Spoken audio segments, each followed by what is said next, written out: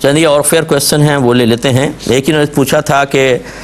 نماز کے دوران اگر جہنم کا تذکرہ سنا اور سن کر کسی نے لا حول ولا قوت الا باللہ پڑھ لیا نماز میں تو کیا اس کی نماز فاسد ہو جائے گی؟ مثلا اگر امام صاحب نے کوئی جہنم کی آیت پڑھی اور کسی کو اس کا ترجمہ آتا ہے اور اس نے لا حول ولا قوت الا باللہ پڑھ لیا تو کیا حکم شرع ہوگا؟ دیکھیں اگر تو کسی کی بات چیز کے جواب میں ایسا کہا جائے پھر تو نماز فاسد ہو جاتی ہے،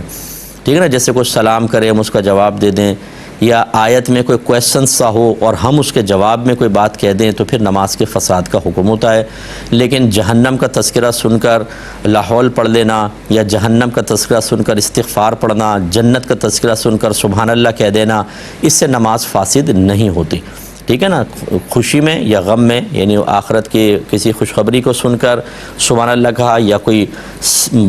عذاب کی بات سن کر ڈر کر خوفزدہ ہو کر کوئی لفظ کہے زبان سے نکلتے ہیں تو اس سے نماز کا فساد کا حکم نہیں ہوتا، لیکن احتیاط کرنی چاہیے جب تک علم نہ ہو تو اس طرح کے امور میں مشغول نہ ہو کہ ہو سکتا ہے نماز فاسد ہو جائے۔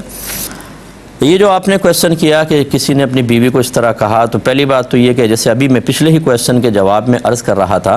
کہ جب بیوی کی طرف باقاعدہ طلاق کی نسبت کر دی جائے، جیسے الفاظ کہے کہ میں نے آپ کو طلاق دی طلاق دی طلاق دی، تو بالکل اس سے تینوں طلاقیں واقع ہوں گی۔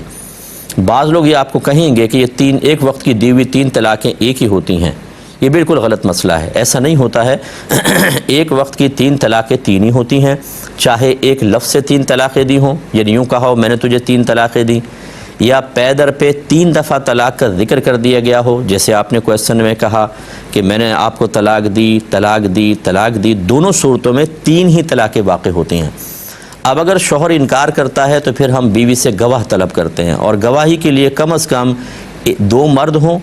یا 1 مرد اور 2 عورتیں اگر گواہی دے دیں تو پھر شوہر کا قول کا کوئی اعتبار نہیں ہے۔ یہاں پر 3 مرد اور 1 عورت یہ کہہ رہے ہیں کہ آپ نے 3 طلاقیں دیں،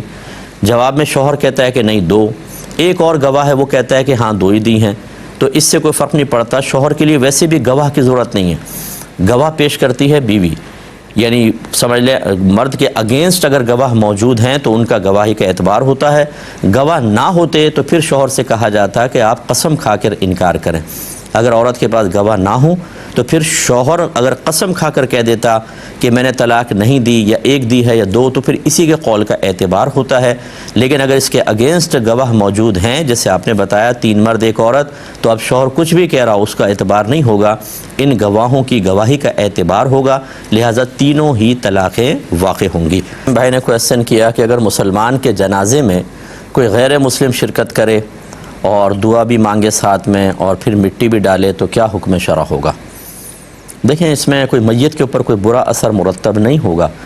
لیکن اگر غیر مسلم کا جنازہ ہوتا تو میں نے آپ کو سمجھایا تھا کہ وقتی طور پر بوقت ضرورت صرف تھوڑا سا جا کے تعزیت کر لینا ایک الگ چیز ہوتی ہے، وہ حکم علیحدہ ہوگا، لیکن جنازے میں شرکت نہ کریں، کیونکہ جب غیر مسلم مر جاتا ہے تو پھر تو وہ مستقل لعنت کا مستحق ہو جاتا ہے اور لعنتیں برستی ہیں۔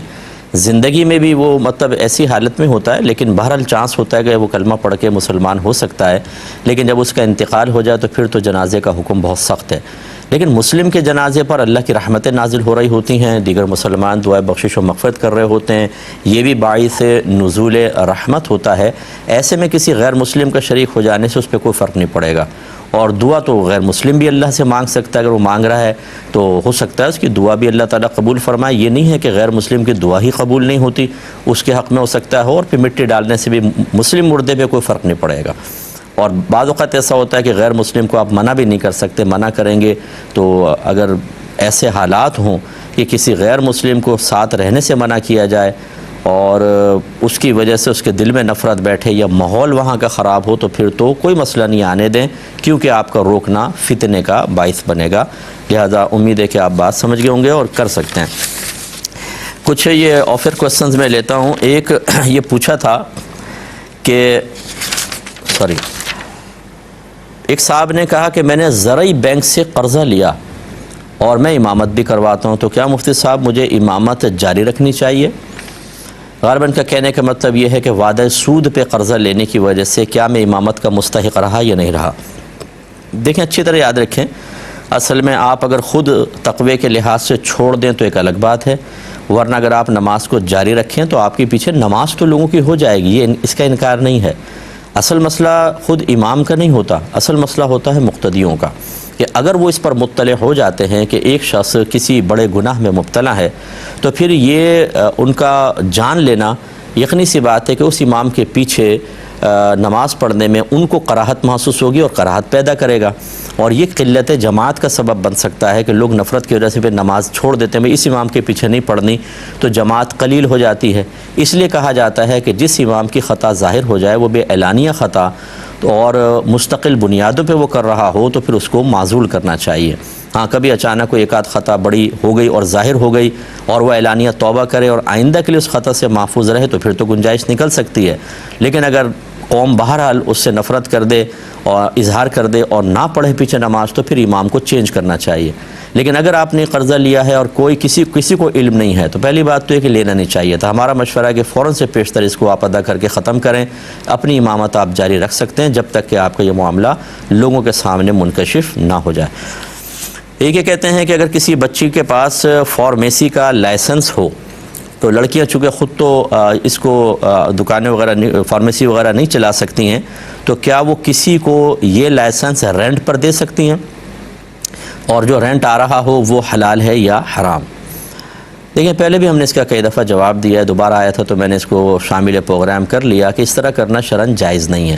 جو بھی اپنی فارمیسی کسی اور کے لائسنس پہ چلائے گا لازم سی بات ہے وہ یہ ظاہر کرے گا کہ اس کی فارمیسی میں چلا رہا ہوں، یا اپنا کوئی لائسنس کر کے شو کرے گا، اور اس میں دھوکے اور جھوٹ کے امکانات ہیں، اور یہ انلیگل چیز ہے کہ کسی اور کے لائسنس پر آپ کام نہیں کر سکتے ہیں،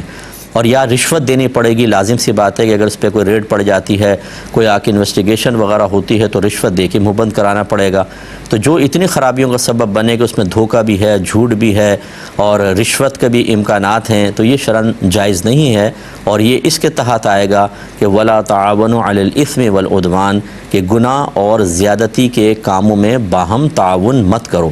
اور شرعی لحاظ سے اس طرح کے لائسنس کو کرائے پر دے کر اس سے رینٹ لینا، اس کا کوئی شرعی تصور نہیں ہے۔ جو یعنی کرائے پہ چیز لینے دینے کا ایک شرعی تصور ہے، اس کے دائرے میں یہ چیز نہیں آتی۔ لہٰذا جو کچھ اگر اس کو رینٹ پہ دے کر لیا ہے تو اتنا ہی پیسہ اللہ کے راہ میں بغیر ثواب کی نیت کے صدقہ کریں، اور آئندہ یہ کام معاملہ نہ کیا جائے، اپنا لائسنس واپس لے لیں۔